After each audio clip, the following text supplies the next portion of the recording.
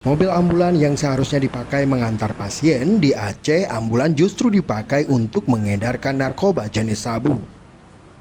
Hal ini terungkap saat Polres Kota Langsa Provinsi Aceh menangkap 3 pelaku dengan barang bukti 1061 gram atau 1 kilo lebih sabu pada Jumat 8 Februari 2024.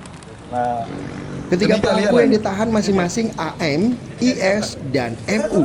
Sedangkan TR, sopir ambulan yang merupakan honorer di Puskesmas Luk Sukun Aceh Utara, berhasil melarikan diri.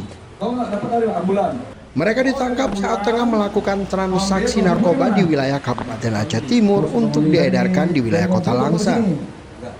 Dalam kasus ini, polisi menyita barang bukti narkoba jenis sabu seberat 1061 gram, 3 sepeda motor, dan 3 mobil, termasuk sebuah ambulan. Awal mula di Langsa, kemudian berpindah tempat mereka, bergerak ke wilayah Kabupaten Timur, kemudian bergerak lagi ke wilayah Kabupaten Aceh Utara. Yang jelas, barang itu menurut keterangan tersangka didapatkan dari alat yang digunakan mobil ambulan Luk Sukun. Dari hasil penyelidikan tersebut, survei tersebut, akhirnya dilakukan transaksi narkoba tersebut, tepatnya di Pekarang Masjid